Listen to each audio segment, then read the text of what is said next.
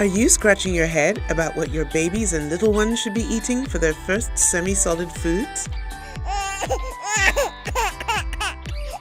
Well, today, on our Oh Baby episode, we'll be learning more about this in and out of the kitchen with Nneka Ogboi, baby food entrepreneur and creator of MASH Baby Foods. Using locally sourced and economically friendly produce, colorful and creative solutions for feeding babies is as easy as pie. And I'm excited to find out more. Nneka Ogboi, welcome to Food Journey. Thank you so much for having me. I'm very excited about this episode, Oh Baby, because we're talking about babies' first solid foods. And your business, MASH Baby Foods, really speaks to getting the best nutritional value for your babies from early on. Tell me how you were inspired to start doing this type of a business. So my inspiration came from when I had my own child, and it came from my own struggle basically. I was looking for, wholesome, sort of that homemade baby food that was, salt-free, sugar-free, free from added preservatives, and basically hasn't been sitting on a shelf longer than my child had been alive. And so, at the age of 6 months, you're looking for options, and it's very limited. I actually couldn't even find anything. So I had to do it myself. Working full-time in Lagos, that's a different, because you enter traffic after work. By the time you get home, it's so late. So it was really stressful. But still, I love cooking. I love creating healthy combinations. So that's something that came natural to me. So while doing it for my son, I had a lot of friends who had babies around that age too, who had kind of started solids as well, but couldn't really find options to buy as well. And so I just kind of turned into the caterer for their babies, where I'm making food for my son on the weekends, and everyone's calling me, hey, could you chip in a little bit of extra for my own kid? And that's kind of how the business was born. That's very interesting, Nneka. And today I want to sort of help parents who are new parents especially, who are looking for nutritional directions for their young ones. And then the second question I want to ask you is, when do you think that all begins? Babies' nutrition. When do we start taking control over what our babies are going to have from first foods forward? Does it start in the womb? It does. It does start in the womb. I know a lot of people focus on, when the child is here and, what do I need to feed this child? But it actually starts when the child is still in the mother's womb. Whatever the mom's eating at that time really affects the child's health going forward. So it starts there. And of course, once the child is born, the 6 months exclusive phase as well, breastfeeding exclusively, is also very important for health. And then once your child turns 6 months, then exploring a healthy variety of options when it comes to food for your child. That also helps to build a lifetime of healthy choices in the future for that child. That's very interesting what you're saying, because I remember the 3 times that I've been pregnant, the only person I was thinking about when it came to food was myself. Like, what did I have a craving for? Yeah. And we'd always say, oh, that the baby wants it. But basically, I wanted it. So do you think, I was wrong for really thinking about the baby when the baby was born? Okay, what do I feed it? And all those times before, I kind of didn't. At a time like that, it could be difficult to start thinking about this long-term health plan for your child who's not even born yet, when you're going through, the motions of, whatever it is that you're dealing with in pregnancy. So it's completely natural to think about yourself first. What I'd like to say is, at first, if you're aware of the choices that you're making, then it helps you to kind of make better choices when you can. It's just all about doing the best that you can when you can do it. So not necessarily about 100%. But more like 80-20. Now, Nneka, culture sometimes comes into the whole decision-making process when you're feeding your baby first foods. For instance, I know that when I had my children, either my mother-in-law or my mother would be present. And their sort of old school way of thinking is different from my way of thinking. So while I was giving the baby what I felt was nutritional and good for the baby, Grandma was slipping the baby some amala and they would do, on the side.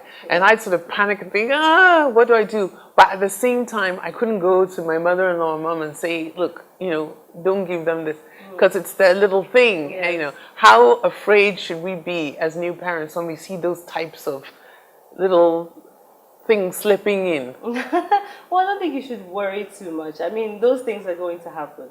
Your mom is going to be there. Your mother-in-law is going to be there. Everybody's doing it out of love and out of excitement as well. Of course. So, of course, being grandmas, they feel they know better than you, who's a new mom. So that is going to happen. But one thing I can say is it's very important not to put too much pressure on yourself, or too much pressure on your plan, basically. No one can love your child more than you can. So everybody has to understand that your decisions are in the best interest of the child. The best thing you can do is get educated yourself on what is healthy for your baby.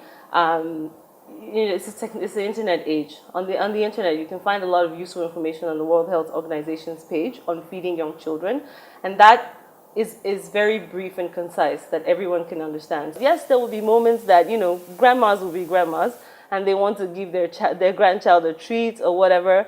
Those one-off situations wouldn't really harm your baby.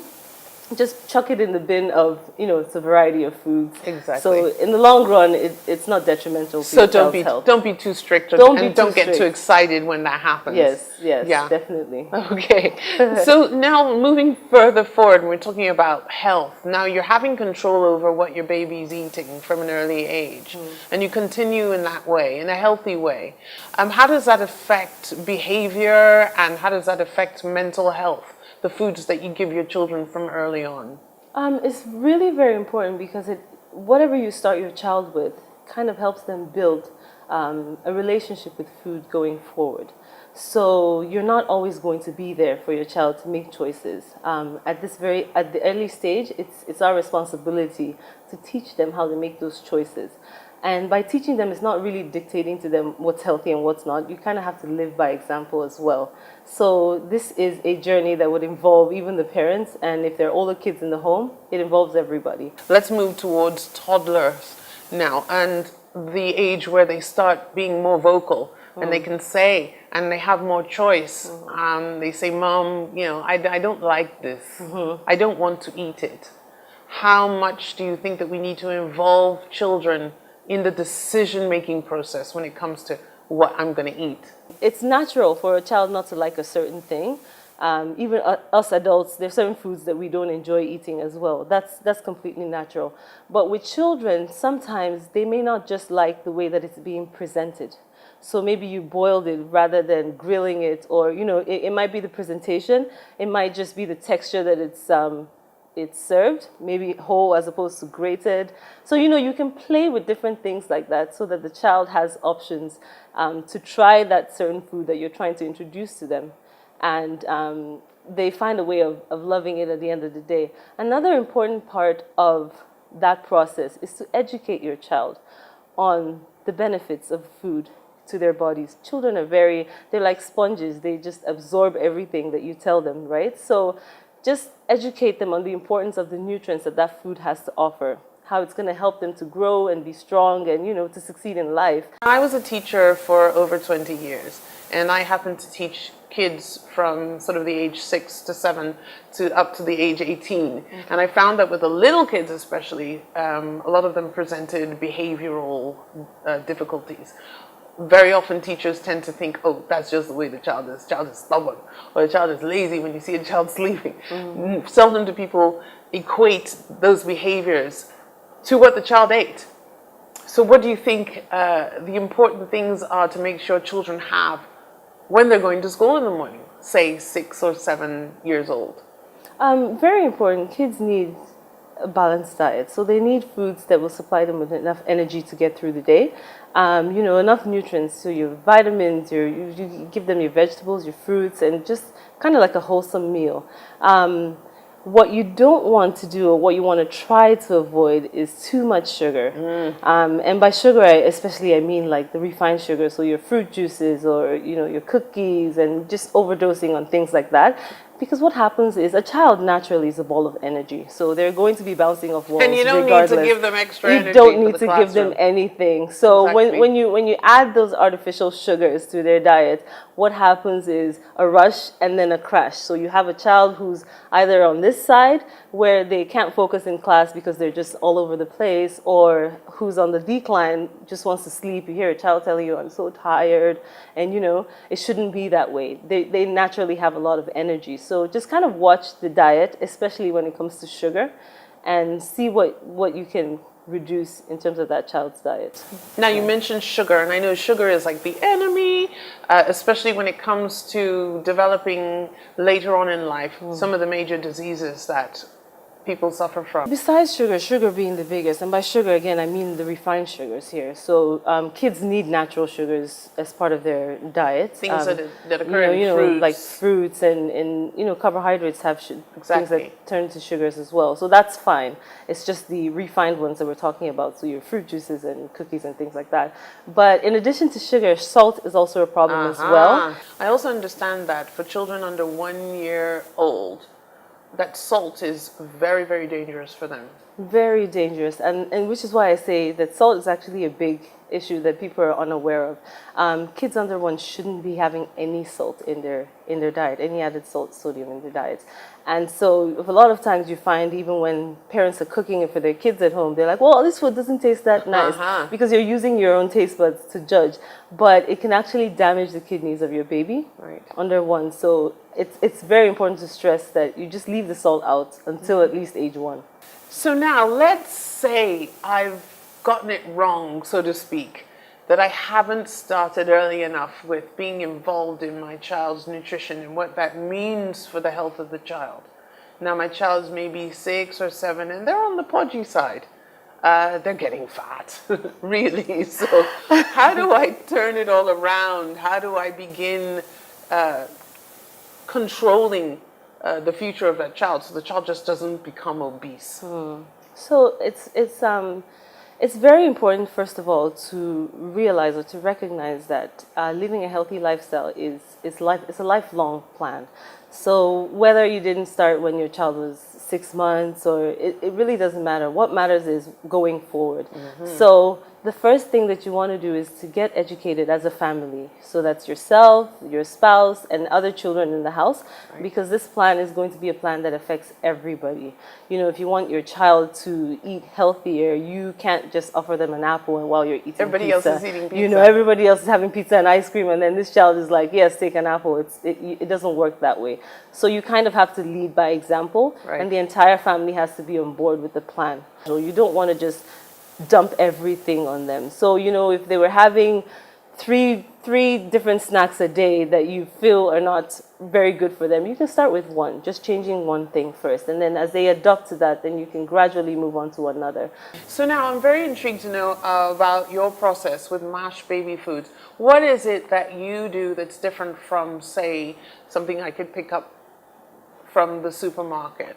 So what we do at MASH Baby Food is we're a baby food catering company. So just as you would get someone to prepare your meals for a week, or you're having a special event and you don't want to worry about that, that's where we come in, but for your baby. So when your child turns 6 months and you want to start the process of introducing solids, we have a range of options where we can prepare your baby's meals, and they're freshly made just as you would make at home. And then we don't have added salt, added sugars, added preservatives. We use only whole food products, so nothing processed. Everything is in its whole form. So in very basic terms, it's your foods that grow out of the ground. So your vegetables, be it your roots or leafy vegetables, your fruits, things that just grow from what Mother Nature has given us, basically. Not necessarily anything that's packaged or been created in a factory, but basically what nature has gifted to us. Well, Nneka, this has been very intriguing and very educational for me. I'm not having any more babies at this point, but for people out there who have just had a child or are expecting one, I'm sure this has been of great value. And I'd love to see a little bit more of what you do in the kitchen and I'd love to go in there with you. I know a lot of moms think that, well, I have to buy all this expensive baby food, but You don't. you don't need to do all of that. You can actually make a lot of healthy, nutritious meals at home. And then we can also do something for the toddlers as well. Yay! Something, yeah. So as your child grows, you kind of have ideas of what you can do for your kid. And there's something that the whole family can enjoy. Speaking Lovely. about, the whole family taking that healthy turn. So just kind of look at that. Yummy, I'm really looking forward to that. So we'll see you after the break. We are about to be treated to a few healthy ideas for your baby's first semi-solids and something for toddlers too. Okay, everybody, we're in the kitchen now with Nneka, and she's going to show us a couple of really exciting things that you can do with our own local fresh products for your babies and toddlers. I see you've got a huge array of beautiful stuff Yes, all locally available too. And what we're going to do in the kitchen here is I'll take you through stages. So as I mentioned, we'll do a simple starting meal for a 6-month-old baby, and we'll do something for the toddlers, and then something for the rest of the family. Oh, fantastic. Okay. So our first thing is for your 6-month-old who's just starting to explore solids. Now you want to start gradually, so we're going to do a simple potato and pea puree here. So I have some potatoes here. I also have some green peas, which I'm going to chop up, and we will steam that and then move on to the puree part. This is a sweet potato. Yes, sweet potato. So you're choosing sweet potato obviously because it's got a little bit of a nice Yes, flavor yes, to it. yes. But you can also use Irish potatoes if you choose. I like to be a little bit economical, so this is cheaper than the Irish potatoes. So that would be my go-to in my personal life, but you can do whatever you want to do. What about the peas? Are these peas from a tin or you can use whatever is easy for you. I like to use fresh or frozen. That is my preference. because of the added salt? The added salt and things like that with the cans. The sweet potato has been peeled and steamed with the peas, and now they're ready for the next stage. Okay, so now I can see we've got our fully steamed sweet potato and the peas. What's the next thing? So what we want to do is now move this into the blender. Right. And we're going to go ahead and puree that. What are you going to be mashing this with or blending this with? Are you using just plain water, or can a mother use her breast milk? Well, today I'm going to be using water, and I've actually boiled some drinking water, so it should be clean water to begin with. The reason I boil it is because I prefer to blend with warm liquids. I find that it blends better that way. But you can use your drinking water at room temperature, that's also fine. This is just my preference. You can also use some breast milk or your baby's formula. If your baby's on formula, you can also use that. The only thing is, if you're serving right away, then it's best to use those because they add some more nutrients to the food as well. But if you're going to store in the freezer for like weeks later, it's better to just use water. Right. And then you can still add some milk to it just before you serve. Okay, shall we do that? Yes.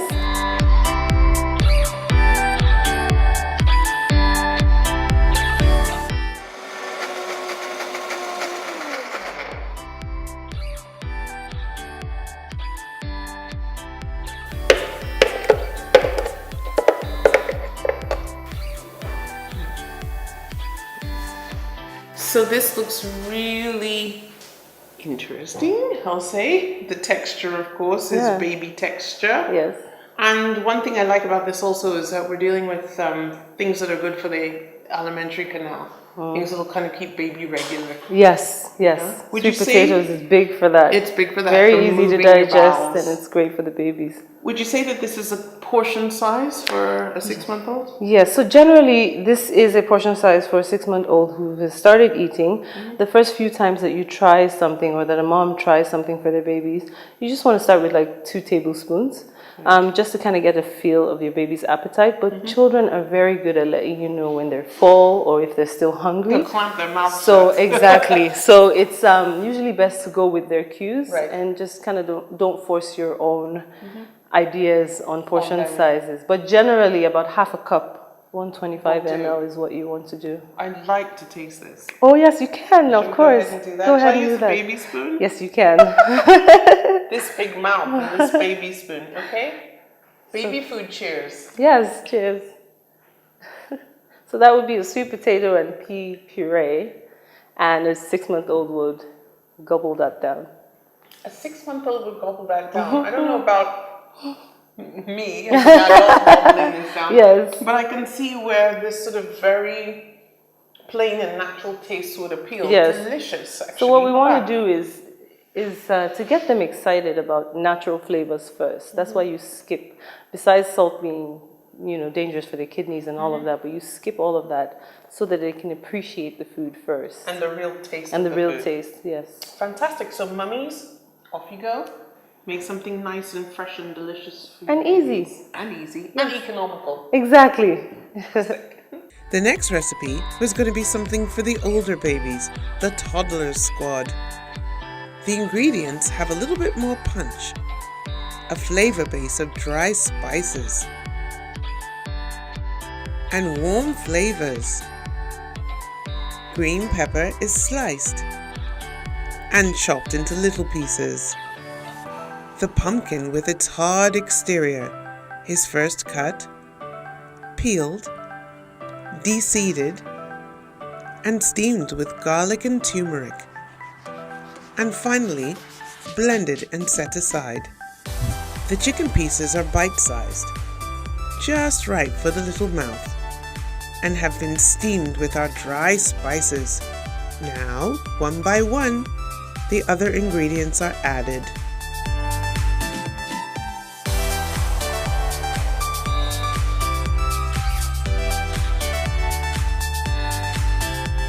And they're all simmered together. And voila, it's ready to serve. These colorful bowls of tinted rice were made with natural food coloring from these vegetables. Isn't that clever? Now Nneka's son has lots of fun choosing what color rice he'd like to have with his curry.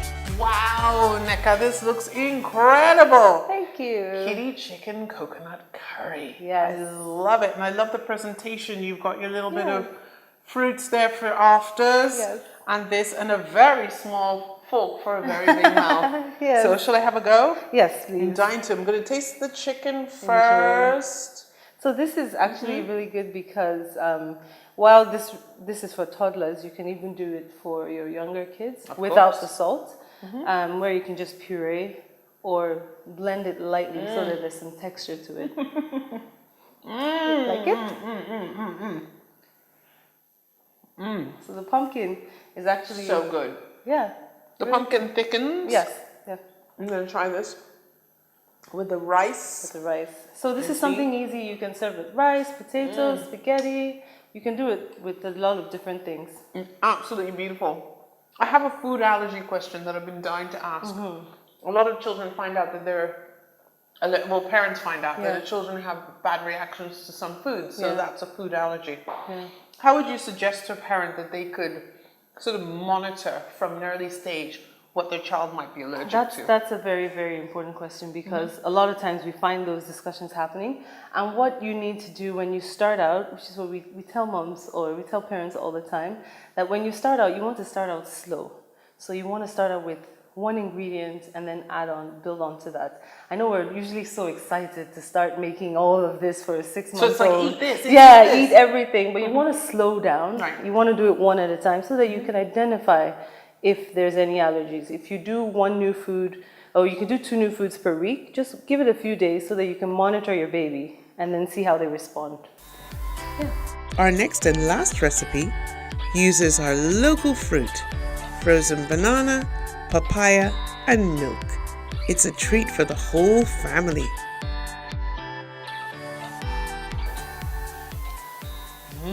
This looks delicious. We're going to try this? Yes. Cheers. Cheers. So it's creamy. Creamy. It's nice. It's rich. Banana-y. Exactly. And I love the chocolate sprinkles on the top. Balance. Balance. Life is all about balance. It is. Thank you so much. You've done such a wonderful job of educating all those young mothers and fathers out there. I'm sure that some of the confusion fog has been cleared a bit. Hopefully. And I want everybody to go off and try these wonderful baby food solutions at home. Thank you so much for having me. It's been a pleasure. Thank you so much for being a